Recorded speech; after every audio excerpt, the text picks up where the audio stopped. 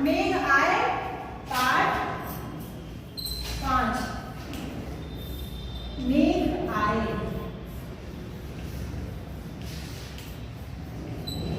मेघ का अर्थ बताइए। बादल। मेघ का क्या अर्थ होता है? बादल। बादल आए। इनकी कवि है, कवि कौन है?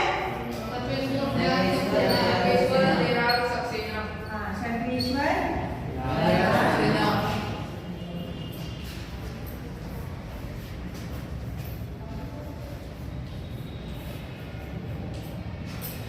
चलो समीर खड़े हो, जीवनी पढ़ो। नई कविता के विख्यात कवि श्री सर्वेश्वर दयाल सक्सेना का जन्म उत्तर प्रदेश के बस्ती जिले में 15 सितंबर 1927 ईस्वी को हुआ। सन 1965 में इन्होंने दिनमान साप्ताहिक पत्रिका के उप संपादक के पद पर कार्य किया। इसके बाद इन्हें बच्चों की प्रसिद्ध एवं लोकप्रिय मासिक पत्रिका पराग के संपादन की जिम्मेदारी मिली, जिसका अत्यंत सफलतापूर्वक वहन किया। सन 1983 में इनका आकस्मिक निधन हो गया, जो आकस्मिक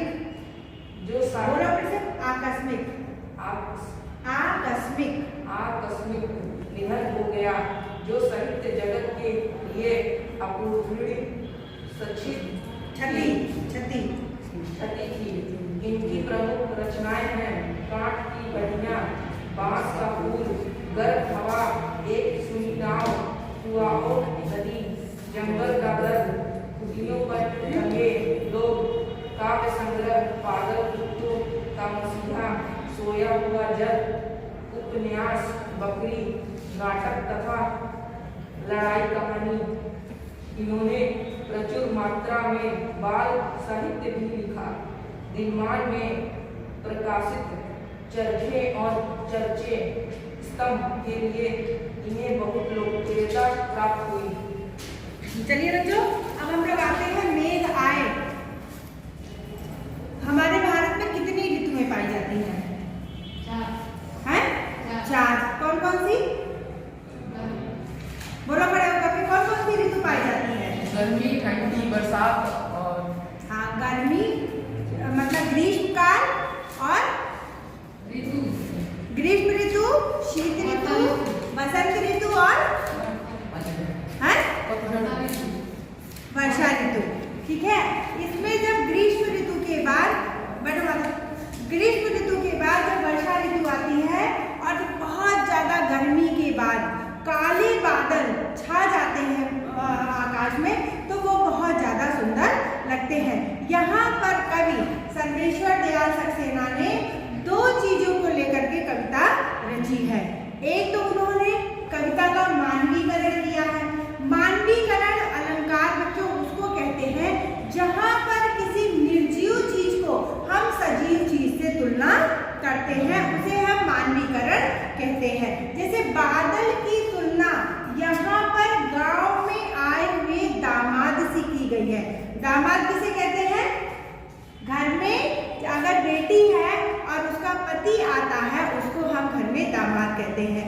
हमारी भारतीय रीति परंपरा के अनुसार गांव में दामाद जो है वो एक घर का दामाद ना होकर के पूरे गांव का मेहमान होता है, और सभी लोग उसके बहुत ज्यादा सिर आंखों पर बिठा करके रखते हैं।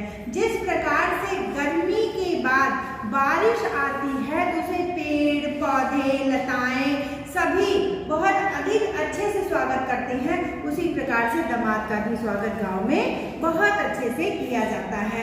इन्हीं दोनों चीजों को लेकर के वर्षा और दामाद, इन दोनों लोगों का यहाँ पर एक्सप्लेनेशन यानी कि व्याख्या की गई है।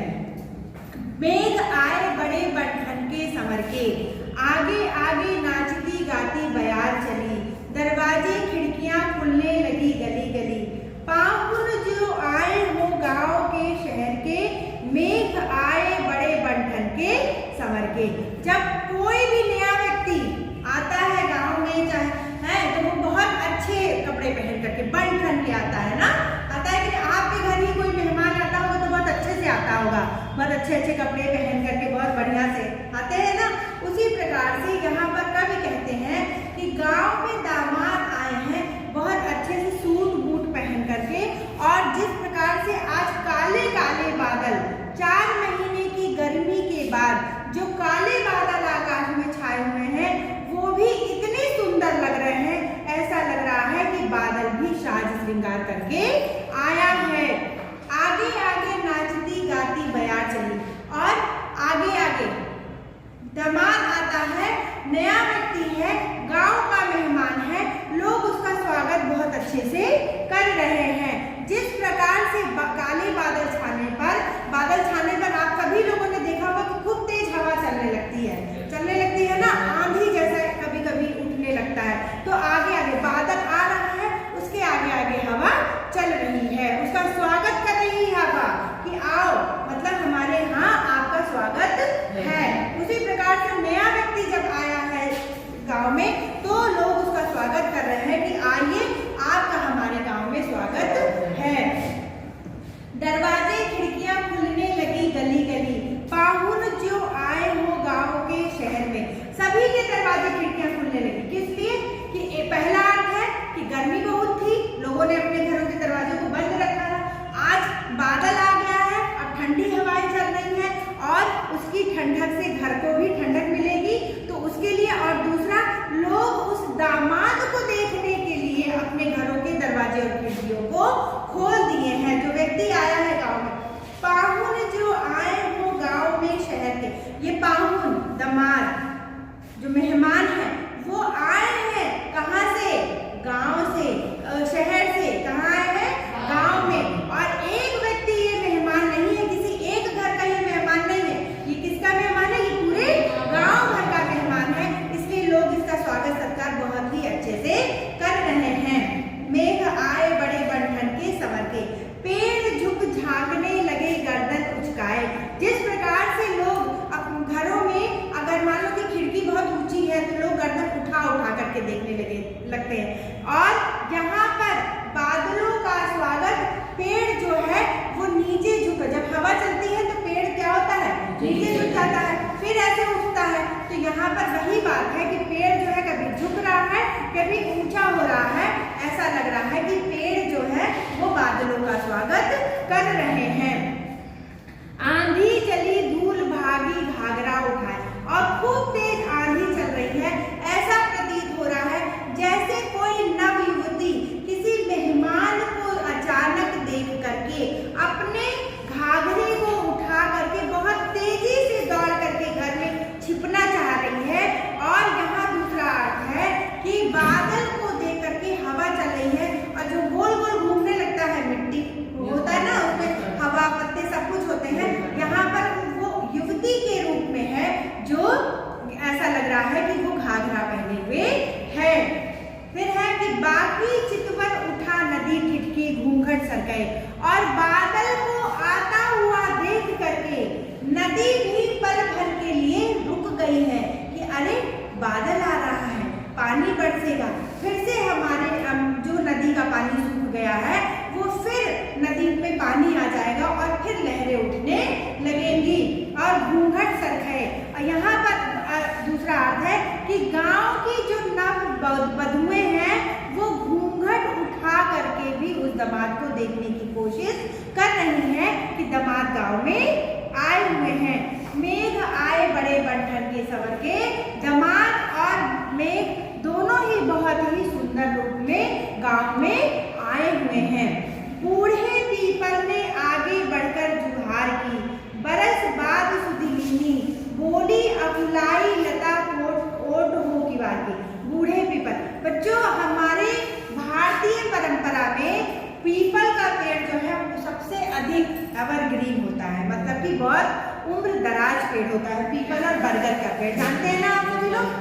और पीपल के पेड़ में 84 लाख योनि ईश्वर का वास होता है, और ये भी कहा जाता है कि पीपल का पत्ता बहुत हल्का होता है, बिना हवा के भी पीपल का पत्ता हिलता रहता है। कवि ने कहा भी है कि पीपल पात सरिस मंडोला, कि मन जो है वो पीपल के पत्ते के समान होता है, जो बिना हवा के ही रहता है।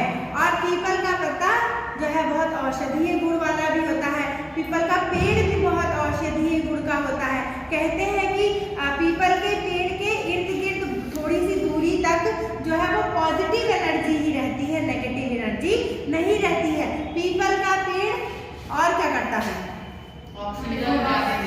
हाँ, ऑक्सीजन अधिक रिलीज करता है। पीपल के पेड़ में बहुत अधिक गुण होते हैं। तो यहाँ तक कि बूढ़े पीपल ने आगे बढ़कर जुहार की। घर का जो सबसे बड़ा सदस्य है उसने आगे बढ़ करके उस मेहमान का स्वागत किया। और यहाँ इसका दूसरा अर्थ है कि मेघ का स्वागत कौन कर रहा है?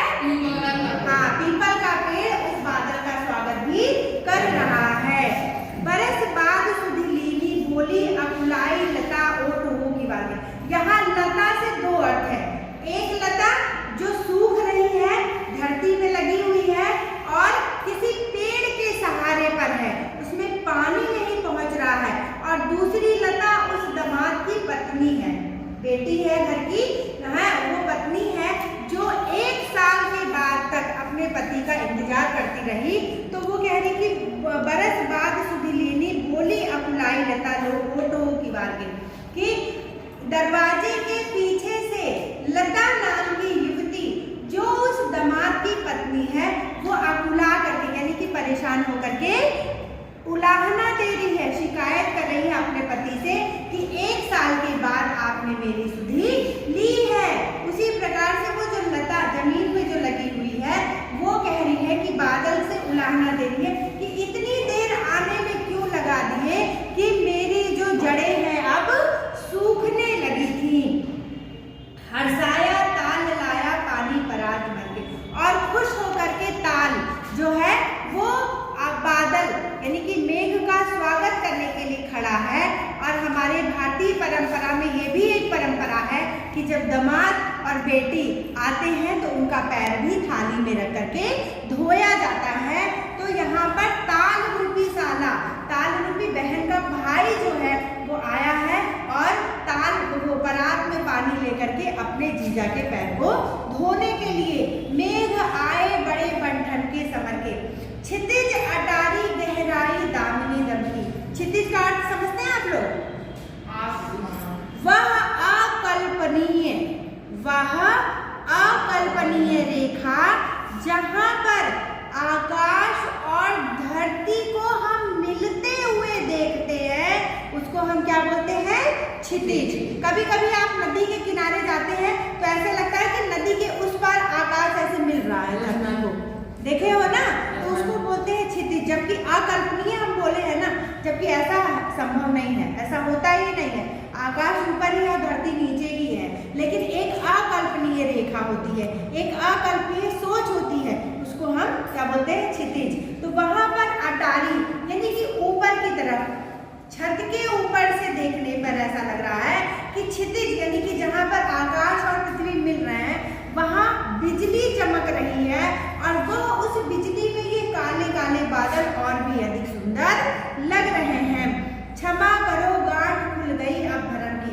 और अब वो पति पत्नी आपस में बात कर रहे हैं और एक दूसरे से माफी मांग रहे हैं कि मुझे क्षमा करिए, मेरी जो मन में भ्रम था, जो आशंका थी, उसकी गांठ खुल गई है और अब मुझे किसी भी प्रकार का संदेह नहीं है कि आप मेरा ख्याल नहीं रखेंगे। बांध टूटा झरझर मिलन के अश्रु डर के। अब तक तो बादल आ रहा था, ठीक है, एक एक बूंदाबांदी हो रहा था। अब क्या हुआ? पति पत्नी के बीच में जितने भी संदेह के धागे थे, गांठ थी, वो सब खुल गए और दोनों लोग आपस में मिलकर के रो रहे हैं, अपनी बातों को कह रहे हैं। यहाँ पर मेघ भी अब बहुत तेजी से बरसने लगा है।